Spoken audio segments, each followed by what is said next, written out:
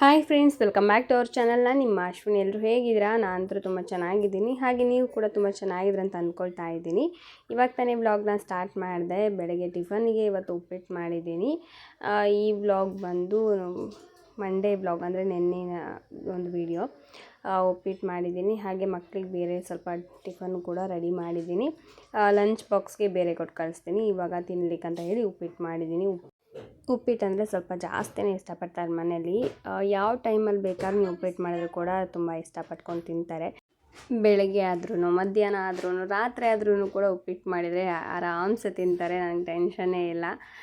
ಇವಾಗ ನೋಡಿ, ನಾನು ಇದು ಕಪ್ಪು ಈ ಥರ ತೊಗೋಬೇಕಂತ ತುಂಬ ದಿನದಿಂದ ಅಂದ್ಕೊಳ್ತಾ ಇದ್ದೆ, ಬಟ್ ತೊಗೊಳಕ್ಕಾಗಿರಲಿಲ್ಲ. ಅಮ್ಮಂಗೆ ಗೊತ್ತಾಯಿತು ನನಗೆ ಈ ಕಪ್ ಅಂದರೆ ತುಂಬ ಇಷ್ಟ ಅಂತ ಹೇಳಿ. ಹಾಗಾಗಿ ಒಂದು 2 ಕಪ್ ತೊಗೊಂಬಂದಿದ್ದಾರೆ. ಕ್ವಾಲಿಟಿ ಮಾತ್ರ ಸಖತ್ತಾಗಿದೆ. ತುಂಬಾ ಚೆನ್ನಾಗಿದೆ ಇದು. ಮತ್ತು ನನಗಂತೂ ಸಖತ್ ಇಷ್ಟ ಆಯಿತು. ಸಿಂಪಲ್ಲಾಗಿ ನೋಡೋದಕ್ಕೂ ಕೂಡ ತುಂಬ ಚೆನ್ನಾಗಿ ಲುಕ್ ಅಂತ ಅನಿಸುತ್ತೆ. ನಾನು ಇವಾಗ ಫಸ್ಟ್ ಬೂಸ್ಟ್ ಹಾಕ್ಕೊಂಡು ಕುಡಿಯೋಣ ಅಂತ ಹೇಳಿ ಬೂಸ್ಟ್ ಹಾಕಿಟ್ಟಿದ್ದೀನಿ. ಒಂದು ಸೈಡ್ ಹಾಲು ಕೂಡ ಕಾಯಿಸೋದಕ್ಕೆ ಇಟ್ಟಿದ್ದೀನಿ. ಫಸ್ಟ್ ತಂದ ತಕ್ಷಣವೇ ವಾಶ್ ಮಾಡಿಕ್ಕಿದ್ದೆ. ನನ್ನ ಮಗಳು ಫಸ್ಟ್ ಅದರಲ್ಲಿ ನೀರು ತೊಗೊಂಡು ಕುಡಿದು, ಅಮ್ಮ ಚೆನ್ನಾಗಿದೆಯಲ್ಲ ಕಪ್ಪು ಅಂತ ಹೇಳಿ ಅವಳು ಫಸ್ಟ್ ಹೇಳಿಬಿಟ್ಲು. ಹ್ಞೂನಮ್ಮ ತುಂಬ ಚೆನ್ನಾಗಿದೆ ಅಂತ ಹೇಳಿದೆ. ಇದು ಒಂದು ಕಪ್ಪಿಗೆ 60 ರೂಪಾಯಿ. ಚೆನ್ನಾಗಿದೆ, ಕ್ವಾಲಿಟಿ ಮಾತ್ರ ಸಖತ್ತಾಗಿದೆ. 2 ತೊಗೊಂಬಂದಿದ್ದಾರಮ್ಮ, 120 ರೂಪಾಯಿಗೆ 2. ಮತ್ತು ಇದು ಏನು MTR ಅವ್ರದ್ದು ಇತ್ತು, ಬಾದಾಮ್ ಪೌಡ್ರಿಗೆ ಫ್ರೀ ಬಂದಿತ್ತಲ್ವ, ಈ ಮಗ್ಗು ಮುರಿದೋಗಿತ್ತು. ಹಾಗಾಗಿ ಇದನ್ನು ಹಾಗೆ ಇಟ್ಟಿದ್ದೀನಿ. ನನಗೆ ಸಖತ್ ಇಷ್ಟ ಈ ಥರದ್ರಲ್ಲಿ ಕುಡಿಯೋದಕ್ಕೆ, ಅಂದರೆ ಟೀ ಕುಡಿಯೋದಕ್ಕೆ ಅಥವಾ ಬೂಸ್ಟ್ ಆ ಥರ ಕುಡಿಯೋದಕ್ಕೆ.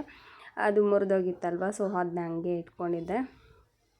ಇವಾಗ ಇದರಲ್ಲಿ ಕುಡಿಯೋದಕ್ಕಂತ ಹೇಳಿ ಫಸ್ಟ್ ಅಂದರೆ ಬೂಸ್ಟ್ ಹಾಕಿಟ್ಕೊಂಡಿದ್ದೀನಿ. ಹಾಲು ಕೂಡ ಕಾಯ್ತಾ ಇದೆ. ನೋಡಿ ಎಷ್ಟು ಚೆನ್ನಾಗಿದೆ, ಶೈನಿಂಗ್ ಎಲ್ಲ ಇದೆ. ತುಂಬ ಚೆನ್ನಾಗಿದೆ ಕ್ವಾಲಿಟಿ ಮಾತ್ರ. ನನಗಂತೂ ಸಖತ್ ಇಷ್ಟ ಆಯಿತು. ಸೊ ನಿಮಗೂ ಕೂಡ ಇಷ್ಟ ಆಗಿದೆ ಅಂತ ಅಂದ್ಕೋತೀನಿ. ಹಾಗೆ ಫ್ರೆಂಡ್ಸ್, ಯಾರೆಲ್ಲ ಹೊಸದಾಗಿ ಚಾನಲ್ನ ನೋಡ್ತಾ ಇದ್ರು ದಯವಿಟ್ಟು ಸಬ್ಸ್ಕ್ರೈಬ್ ಮಾಡ್ಕೊಂಡು ನೋಡಿ. ನಿಮಗೆ ಈ ವಿಡಿಯೋ ಇಷ್ಟ ಆದರೆ ಒಂದು ಲೈಕ್ ಮಾಡಿ, ಶೇರ್ ಮಾಡಿ, ಕಾಮೆಂಟ್ ಮಾಡಿ. ಇದು 2 ದಿನದ ವಿಡಿಯೋ ನಾನು ಇಲ್ಲಿ ನಿಮ್ಮ ಜೊತೆ ಶೇರ್ ಮಾಡ್ಕೊಂಡಿದ್ದೀನಿ. ಐ ಹೋಪ್ ನಿಮ್ಗೆ ಇಷ್ಟ ಆಗುತ್ತೆ ಅಂತ ಅಂದ್ಕೊಂಡಿದ್ದೀನಿ. ಇವಾಗ ಸಕ್ಕರೆ ಎಷ್ಟು ಬೇಕೋ ಅಷ್ಟನ್ನು ಹಾಕ್ಕೊಂಡು ಈಗ ಹಾಲು ಹಾಕ್ಕೊಂಡು ಕುಡಿತೀನಿ. ನನಗೇನೆಂದರೆ ಟೀ ಮತ್ತು ಬೂಸ್ಟ್ ಅಂದರೆ ತುಂಬ ಇಷ್ಟ. ಮತ್ತು ಕಾಫಿನೂ ಕೂಡ ಅಷ್ಟೇ ಇಷ್ಟಪಟ್ಕೊಂಡು ಕುಡಿತೀನಿ. ಇವಾಗ ಫಸ್ಟ್ ಬೂಸ್ಟನ್ನು ಕುಡಿದು ಬಿಡೋಣ ಅಂತೇಳಿ ಬೂಸ್ಟನ್ನು ಹಾಕಿಟ್ಕೊಂಡಿದ್ದೀನಿ. ಏನು ಗೊತ್ತಾ, ಸಿಮಿಲರ್ ಒಂಥರ ಕಲರೆಲ್ಲ ಸೇಮ್ ಟೀ ಥರನೇ ಅನಿಸುತ್ತೆ. ಹಾಗಾಗಿ ಟೀ ಬದಲಾಗಿ ಈ ಥರ ಕುಡಿಯೋದಕ್ಕೆ ಏನೋ ಒಂಥರ ಚೆನ್ನಾಗಂತ ಅನಿಸುತ್ತೆ. ಟೀನೂ ಕುಡ್ದಂಗೆ ಅಂತ ಅನಿಸ್ಬಿಡುತ್ತೆ ನನಗೆ. ಓಕೆ, ನಾನೀಗ ಟೀ ಕುಡ್ದಿದ್ದೀನಿ, ನೆಕ್ಸ್ಟು ಟೀ ಕುಡಿಯೋದು ಬೇಡ ಅನ್ನೋ ಥರ ಫೀಲ್ ಇರುತ್ತೆ. ಹಾಗಾಗಿ ಬೂಸ್ಟನ್ನು ಜಾಸ್ತಿ ಇಷ್ಟಪಟ್ಕೊಂಡು ಕುಡಿಯುವಂಥದ್ದು. ಮತ್ತು ಇನ್ನೊಂದು ಏನಂದರೆ, ಬೂಸ್ಟು ಪೌಡರ್ ಇರುತ್ತಲ್ವ, ಅದನ್ನ ತಿನ್ನೋದಕ್ಕೂ ಜಾಸ್ತಿ ಇಷ್ಟ ನನಗೆ. ಒಂದು ಸ್ವಲ್ಪ ಇದಕ್ಕೆ ಹಾಕಿದೆ ಅಂದರೆ ಇನ್ನೂ ಸ್ವಲ್ಪ ಆಲ್ರೆಡಿ ಬಾಯಲ್ಲಿ ಹೋಗಿರುತ್ತೆ ನನಗೆ.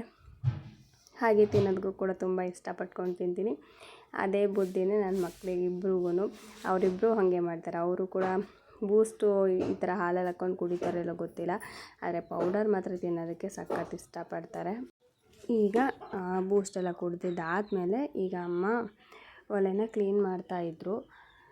ಏನಂದರೆ ಇದು ವೀಕ್ಲಿ ಒನ್ಸ್ ಅದನ್ನು ನೀಟಾಗಿ ಇದು ಊರು ಮಂಜ ಅಂತ ಹೇಳ್ತೀವಲ್ವ, ಅದನ್ನು ತೊಗೊಂಬಂದು ಅದನ್ನು ಬಡಿತಾರೆ. ಕೆಲವೊಂದು ಸಲ ಸಗಣಿ ಎಲ್ಲ ಬಡಿತಾ ಇದ್ವಿ. ಇವಾಗ ಊರು ಮಂಜಲ್ಲಿ ಬಡಿತೀವಿ. ಯಾವಾಗ ಏನೇನು ಸಿಗುತ್ತೋ ಅದರಲ್ಲೆಲ್ಲ ಬಡಿತಾ ಇರ್ತೀವಿ ಅಷ್ಟೇ. ಏನಂದರೆ ಇದು ಊರು ಮಂಜು ಪೌಡರ್ ಬರುತ್ತಲ್ವ, ಎಲ್ಲ ಕಡೆಯೂ ಕೂಡ ಸಿಗುತ್ತೆ. ಇದನ್ನು ಜಾಸ್ತಿ ಆಂಧ್ರ ಸೈಡು ಬಾಗಿಲಿಗೆಲ್ಲ ಬಳಿಯೋದಕ್ಕೆಲ್ಲ ಉಪಯೋಗಿಸ್ತಾರೆ. ಕೆಲವೊಂದು ಕಡೆ ಈಗಲೂ ಕೂಡ ನಾವು ಮನೆ ಬಾಗಿಲಿಗೆ ಬಳಿಯೋದಕ್ಕೂ ಉಪಯೋಗಿಸ್ತಾರೆ. ಕೆಲವೊಬ್ಬರು ಹಳ್ಳಿ ಕಡೆ ಎಲ್ಲ ಜಾಸ್ತಿ ಉಪಯೋಗಿಸ್ತಾರೆ. ಹಾಗೆ ಈ ಮಧ್ಯೆ ಏನಾಗಿದೆ ಅಂದರೆ, ಹೊಸ್ಲ ಹತ್ರನೇ ಅದನ್ನು ಸಾರಿಸ್ಬಿಟ್ಟು, ಅಂದರೆ ಊರು ಮಂಜನ್ನು ಸಾರಿಸ್ಬಿಟ್ಟು ಅದ್ರ ಮೇಲೆ ರಂಗೋಲಿ ಹಾಕುವಂಥದ್ದು ಒಂದು ಸ್ವಲ್ಪ ಟ್ರೆಂಡ್ ಆಗಿಬಿಟ್ಟಿದೆ ಇವಾಗ. ಅಂದರೆ ಯೂಟ್ಯೂಬಲ್ಲೆಲ್ಲ ನಾವು ನೋಡ್ತಾ ಇರ್ತೀವಲ್ವ, ಸೊ ಅದನ್ನು ನೋಡಿ ನಾವು ಕೂಡ ಮಾಡ್ತಾಯಿದ್ದೀವಿ. ಅಂದರೆ ನಾನು ಮಾಡ್ತಾಯಿಲ್ಲ, ಎಷ್ಟೊಂದು ಜನ ನನಗೆ ಗೊತ್ತಿರೋರು ಹಂಗೆ ಮಾಡ್ತಾಯಿದ್ದಾರೆ. ಸೊ ಓಕೆ, ಮತ್ತು ಹಳೇ ಸಂಪ್ರದಾಯ ಮತ್ತು ರಿವರ್ಸ್ ಆಗ್ತಾಯಿದೆ ಅಷ್ಟೇ. ಇವಾಗ ಅಮ್ಮ ನೋಡಿ ಅದನ್ನೆಲ್ಲ ನೀಟಾಗಿ ಎಲ್ಲೆಲ್ಲಿ ಅದು ಹೋಗ್ತಾ ಇದೆಯಾ ಮಣ್ಣಿಂದು ಅದೆಲ್ಲ ತೆಗೆದು ಅದನ್ನು ಸಾರಿಸ್ತಾ ಇದ್ದಾರೆ. ಇದೊಂಥರ ಚೆನ್ನಾಗಿರುತ್ತೆ. ಹಿಂಗೆಲ್ಲ ಸಾರಿಸ್ಬಿಟ್ಟು ನೀಟಾಗಿ ಅದಕ್ಕೆ ಅರಿಶಿನ ಕುಂಕುಮ ಎಲ್ಲ ಹಚ್ಚಿ ಒಂಚೂರು ರಂಗೋಲಿನ ಬಿಟ್ಬಿಟ್ರೆ ಎಷ್ಟು ಲಕ್ಷಣವಾಗಿ ಕಾಣುತ್ತೆ ಗೊತ್ತಾ, ಸೂಪರಾಗಿ ಕಾಣುತ್ತೆ. ಸಗಣಿ ಸಾರಿಸಿದ್ರೂ ಅಷ್ಟೇ, ಈ ಥರ ಊರ್ಮಂಜಲ್ಲಿ ಬಳಿದ್ರು ಅಷ್ಟೇ ಚೆನ್ನಾಗಿ ಕಾಣುತ್ತೆ.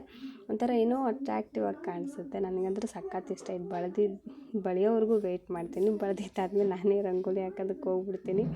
ಅಷ್ಟೊಂದು ಇಷ್ಟ ನನಗೆ ರಂಗೋಲಿ ಹಾಕೋದು. ಇದ್ರ ಮೇಲೆ ಎಷ್ಟು ಚೆನ್ನಾಗಿ ಕಾಣುತ್ತೆ ಗೊತ್ತಾ. ಇದ್ರ ಮೇಲೆ ಏನಾದರೂ ರಂಗೋಲಿ ಹಾಕ್ಬಿಟ್ರೆ ಫುಲ್ ಒಂಥರ ಇವಾಗ ಹೇಳೋದಕ್ಕಾಗಲ್ಲ, ಅಷ್ಟು ಚೆನ್ನಾಗಿ ಕಾಣ್ತಾ ಇರುತ್ತೆ, ಅಷ್ಟು ಚೆನ್ನಾಗಿ ಲುಕ್ ಇರುತ್ತೆ ಅದು.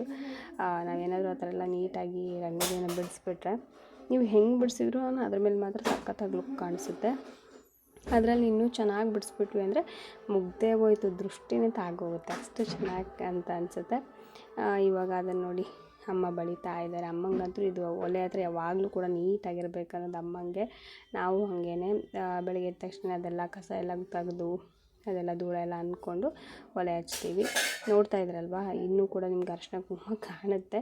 ಹೋದ ವಾರ ನಾವು ಇದೆಲ್ಲ ಬಳಿದು ಕ್ಲೀನ್ ಮಾಡಿದೆ, ಬಟ್ ಅಮ್ಮ ಈ ವಾರ ಮತ್ತೆ ಬಳಿತಾ ಇದ್ದಾರೆ. ವಾರಕ್ಕೊಮ್ಮೆ ಅಂತೂ ಅದನ್ನ ಬಳಿತಾರೆ. ಅದರಲ್ಲಿ ಮತ್ತು ನಾಳೆ ಬೇರೆ ಅಮಾವಾಸ್ಯೆ ಬೇರೆ ಇದೆಯಲ್ಲ, ಹಾಗಾಗಿ ಅಮಾವಾಸ್ಯೆ ಪೂಜೆ ಕೂಡ ಮಾಡಬೇಕು, ಬಳಿದು ಬಿಡೋಣ ಅಂತ ಹೇಳಿ ಅಮ್ಮ ಬಳಿತಾ ಇದ್ದಾರೆ. ಅಮ್ಮನೂ ಕೂಡ ಕೆಲವೊಂದು ಸಲ ಬಳಿತಾರೆ, ಕೆಲವೊಂದು ಸಲ ನಾನು ಕೂಡ ಬಳಿತೀನಿ. ಇದು ಏನಂದರೆ ಒಂದು 10 ರೂಪಾಯಿದು ಊರ್ಮಂಜ್ ಅಂತ ಹೇಳಿ ತೊಗೊಂಬಂದಿದ್ದೆ. ಎಲ್ಲ ಲೂಸ್ ಎಲ್ಲ ಅಂದರೆ ಹಾಗೆ ನೀವು 5 ರೂಪಾಯಿ ಕೇಳಿದ್ರು ಕೊಡ್ತಾರೆ, 10 ರೂಪಾಯಿ ಕೇಳಿದ್ರು ಕೊಡ್ತಾರೆ. ನಾವು 10 ರೂಪಾಯಿ ತೊಗೊಂಬಂದಿದ್ದೆ. ಇನ್ನೂ ಸ್ವಲ್ಪ ತಂದಿದ್ದರೆ ಚೆನ್ನಾಗಾಗ್ತಾಯಿತ್ತೇನೋ ಅಂತ ಅಮ್ಮ ಅಂತೂ, ನಾನು ಆಗುತ್ತೆ ಬಿಡು ಅಂದ್ಬಿಟ್ಟು ನಾನು 10 ರೂಪಾಯಿ ತೊಗೊಂಬಂದೆ. ಈ ಪೌಡರ್ ಇರುತ್ತಲ್ವ, ಅದಕ್ಕೆ ಸ್ವಲ್ಪ ನೀರು ಹಾಕ್ಬಿಟ್ಟು ಒಂದು ಬಟ್ಟೆ ತೊಗೊಂಡು ಈ ಥರ ಬಳಿಯೋದು ಅಷ್ಟೇ, ಮತ್ತು ಏನಿಲ್ಲ, ಸಿಂಪಲ್ಲಾಗಿ ಮಾಡ್ಕೊಂಡ್ಬಿಡ್ಬೋದು. ಇದು ಸ್ವಲ್ಪ ಆರೋದಕ್ಕೆ ಒಂದು ಸ್ವಲ್ಪ ಟೈಮ್ ಹಿಡಿಯುತ್ತೆ, ಜಾಸ್ತಿ ಏನು ಟೈಮ್ ಬೇಕಾಗಿಲ್ಲ ಇದಕ್ಕೆ. ಬಟ್ ನೀಟಾಗಿ ಒಣಗ್ತಂದರೆ ಚೆನ್ನಾಗಿರುತ್ತೆ. ಅದು ಪೂರ್ತಿಯಾಗಿ ಒಣಗಬೇಕು, ಆವಾಗ ನೀವು ಮತ್ತೆ ಒಲೆ ಹಚ್ಚಿದ್ರು ಕೂಡ ಏನು ಪ್ರಾಬ್ಲಮ್ ಆಗೋಲ್ಲ. ಮತ್ತು ಇಲ್ಲಿ ನೋಡಿ ಕಪ್ಪಾಗಿದೆಯಲ್ಲ, ಅಲ್ಲೂ ಕೂಡ ನೀಟಾಗಿ ಅದನ್ನು ಬಳಿದ್ಬಿಟ್ರೆ ಕಪ್ಪಾಗಿರೋದು ಗೊತ್ತೇ ಆಗೋದಿಲ್ಲ, ಆ ಥರ ಕಾಣುತ್ತೆ ಅದು. ಕಲರೆಲ್ಲ ಚೆನ್ನಾಗಿರುತ್ತೆ. ಇದು ಕೈ ಆಮೇಲೆ ನೋಡ್ಕೋಬೇಕು, ಇದೆಲ್ಲ ಬಳಿದಾದ್ಮೇಲೆ ಕೆಂಪು ಕಾಣ್ತಾ ಇರುತ್ತೆ, ಒಂಥರ ಮೆಹಂದಿ ಹಾಕ್ಕೊಂಡಿದ್ದೀವಿ ಅನ್ನೋ ಥರ ಕಾಣಿಸುತ್ತೆ. ಆಮೇಲೆ ಸೋಪ್ ಹಾಕ್ಬಿಟ್ಟು ನೀಟಾಗಿ ಒಂದೆರಡು ಸಲ ಸೋಪ್ ಹಾಕಿ ಚೆನ್ನಾಗಿ ಉಜ್ಕೊಂಬಿಟ್ರೆ ಕೈ, ಆ ಕಲರ್ ಕೂಡ ಕಾಣಲ್ಲ. ಕೆಲವೊಬ್ರು ಅನ್ಬೋದು ಕಲರ್ ಆಗುತ್ತೇನೋ ಕೈಯೆಲ್ಲ ಅದೆಲ್ಲ ಅಂತಂದು. ಆಗುತ್ತೆ, ಏನಂದರೆ ಒಂದೆರಡು ಸಲ ಸೋಪ್ ಹಾಕ್ಬಿಟ್ಟು ಚೆನ್ನಾಗಿ ಕೈ ತಿಕ್ಕೊಂಬಿಟ್ರೆ ಆ ಕಲರ್ ಏನು ಹತ್ತಿರುತ್ತೋ ಅದೆಲ್ಲ ಹೋಗ್ಬಿಡುತ್ತೆ, ಅದೇನು ಜಾಸ್ತಿ ಇರೋಲ್ಲ. ಕೆಲವೊಂದು ಸಲ ಇದನ್ನು ಹಳ್ಳಿ ಮದ್ದಾಗಿ ಕೂಡ ಉಪಯೋಗಿಸ್ತಾರೆ, ಅದು ನಮ್ಮಮ್ಮಂಗೆ ಗೊತ್ತು.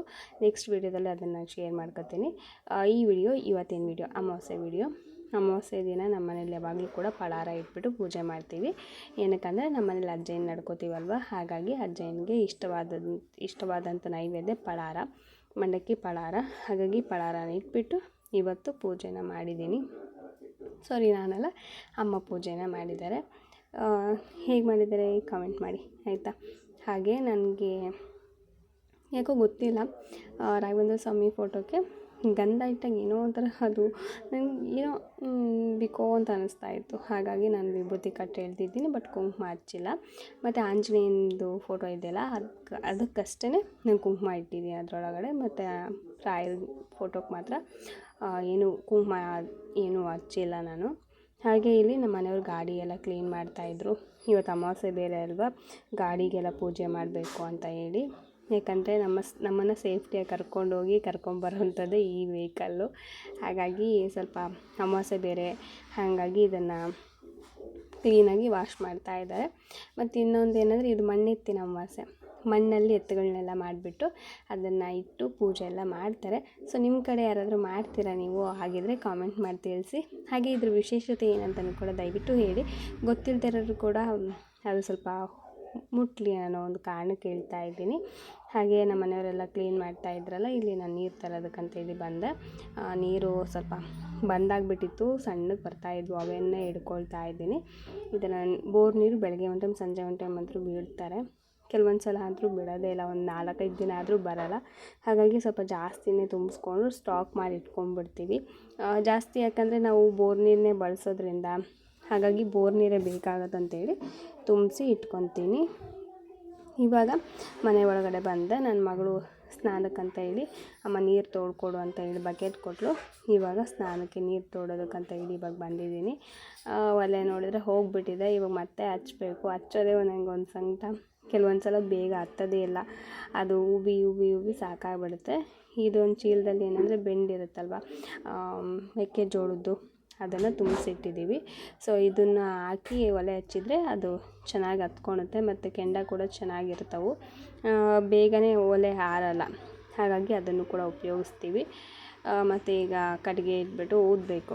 ಊದಿ ಸಾಕಾಗ್ಬಿಡುತ್ತೆ. ಕೆಲವೊಂದು ಸಲ ಮಾತ್ರ ಇದೇನಪ್ಪ ಹಿಂಗಾಗತ್ತಲ್ಲ ಅಂತ.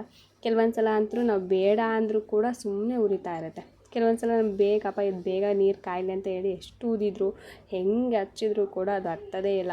ತುಂಬ ಅಂದರೆ ತುಂಬ ಕಾಡಿಸ್ಬಿಡ್ತು. ಅವಾಗ ಸಖತ್ ಕೋಪ ಬರುತ್ತೆ. ಇದೇನಪ್ಪ ಬೇಡದಿರೋ ಟೈಮಲ್ಲಿ ಚೆನ್ನಾಗಿ ಉರಿಯುತ್ತೆ, ಬೇಕಿರೋ ಟೈಮಲ್ಲಿ ಈ ಥರ ಕೈ ಕೊಡುತ್ತಲ್ಲ ಅಂತೇಳಿ ಸಿಟ್ಟು ಬರುತ್ತೆ. ಅವಾಗ ಏನು ಮಾಡೋದು, ಮನುಷ್ಯನ ಮಾತು ಕೇಳಲ್ಲ, ಇನ್ನು ಒಲೆ ದೇವ, ಅಗ್ನಿ ದೇವ ನಮ್ಮ ಮಾತು ಕೇಳ್ತಾರೆ.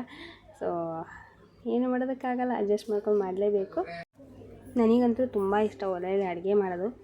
ನಿಮಗೂ ಇಷ್ಟನ ಆಗಿದೆ ಕಾಮೆಂಟ್ ಮಾಡಿ. ಇನ್ನೂ ಯಾರ್ಯಾರ ಮನೆಗಳಲ್ಲಿ ಇನ್ನೂ ಕೂಡ ಒಲೆಗಳಿದಾವೆ ದಯವಿಟ್ಟು ಕಾಮೆಂಟ್ ಮಾಡಿ. ಯಾಕಂದರೆ ಆಲ್ಮೋಸ್ಟ್ 95% ಯಾರ ಮನೇಲೂ ಕೂಡ ಒಲೆಗಳಿಲ್ಲ ಇವಾಗ. ಹಾಗಾಗಿ ಕೇಳ್ತಾ ಇದ್ದೀನಿ, ಯಾರೆಲ್ಲ ಇನ್ನೂ ಒಲೆನ ಯೂಸ್ ಮಾಡ್ತಾಯಿದ್ರೆ ಅಂದರೆ ಈ ಥರ ಮನೆ ಒಳಗಡೆ ಹೊಗೆಗೂಡು ಒಲೆ ಇರೋಂಥದ್ದನ್ನ ಉಪಯೋಗಿಸ್ತಾ ಇದ್ರೆ ದಯವಿಟ್ಟು ಕಾಮೆಂಟ್ ಮಾಡಿ, ಆಯಿತಾ. ಈಗ ನಮ್ಮ ಮನೆಯವರು ಪೂಜೆ ಮಾಡ್ತಾಯಿದ್ರು ಗಾಡಿಗೆ ಸ್ವಲ್ಪ ವಿಭೂತಿ ಗಂಧ ಎಲ್ಲ ಇಟ್ಬಿಟ್ಟು ಪೂಜೆ ಎಲ್ಲ ಮಾಡ್ತಾರೆ. ಅಮಾವಾಸ್ಯೆ ದಿನ ಮಾತ್ರ ಯಾವುದೇ ಕಾರಣಕ್ಕೂ ಮಿಸ್ ಆಗೋಲ್ಲ. ಒಂದು ನಾನು ಪೂಜೆ ಮಾಡ್ತೀನಿ, ಇಲ್ಲಾಂದರೆ ಅವರು ಪೂಜೆ ಮಾಡ್ತಾರೆ. ಇವತ್ತು ಅವರೇ ಪೂಜೆ ಮಾಡ್ತಾ ಇದ್ದಾರೆ, ನಾನು ಪೂಜೆ ಮಾಡ್ತಿಲ್ಲ. ಜಸ್ಟ್ ನಾನು ವಿಡಿಯೋ ರೆಕಾರ್ಡ್ ಮಾಡ್ಕೊಳ್ತಾ ಇದ್ದೀನಿ, ಅವ್ರು ಪೂಜೆ ಮಾಡ್ತಾ ಇದ್ದಾರೆ. ಹಾಗೆ ಮಕ್ಕಳಿಗೆ ಟಿಫನ್ ಎಲ್ಲ ಹಾಕ್ಕೊಟ್ಟಿದ್ದೆ, ಅವ್ರು ಟಿಫನ್ ಮಾಡ್ಕೊತ ಕೂತ್ಕೊಂಡಿದ್ದಾರೆ. ಇನ್ನೇನು ಇವ್ರು ಪೂಜೆ ಮುಗಿಯೋಷ್ಟರಲ್ಲಿ ಅವ್ರದ್ದು ಕೂಡ ಟಿಫನ್ ಆಗುತ್ತೆ.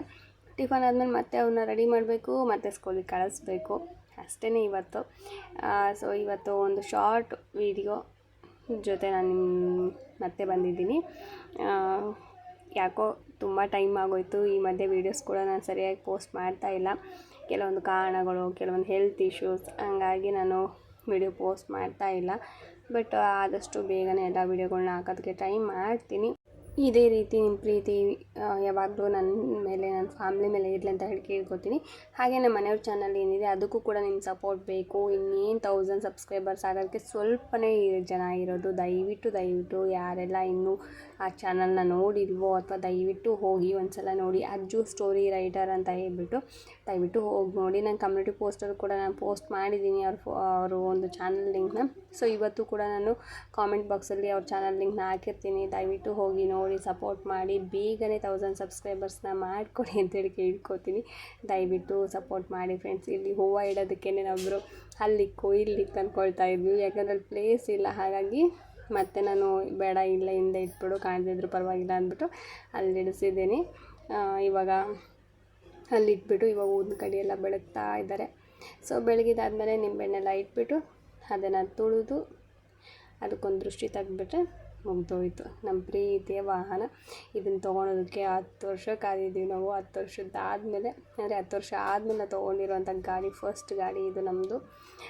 ತುಂಬ ಸಫರ್ಪಟ್ಟಿದ್ದೀವಿ ಜೀವನದಲ್ಲಿ, ಒಂದೊಂದೇ ಮೆಟ್ಲು ಏರಿರ್ತಾ ಇದ್ದೀವಿ. ಸೊ ಅದಕ್ಕೆಲ್ಲ ಕಾರಣ ನೀವೇ. ಸೊ ದಯವಿಟ್ಟು ಸಪೋರ್ಟ್ ಮಾಡಿ. ಮೊದಲೆಲ್ಲ ಹೇಗೆ ಸಪೋರ್ಟ್ ಮಾಡಿದ್ರು ಈಗಲೂ ಕೂಡ ಹಾಗೆ ಸಪೋರ್ಟ್ ಮಾಡ್ತಾಯಿದ್ರೆ ಮುಂದೆನೂ ಕೂಡ ಹಾಗೆ ಸಪೋರ್ಟ್ ಮಾಡಿ ಅಂತ ಹೇಳಿ ಕೇಳ್ಕೊತಾ ಇದ್ದೀನಿ. ದಯವಿಟ್ಟು ಸಪೋರ್ಟ್ ಮಾಡಿ. ನಾಳಿನ ವಿಡಿಯೋದಲ್ಲಿ ಮತ್ತೆ ಸಿಗೋಣ. Thank you for watching. Bye.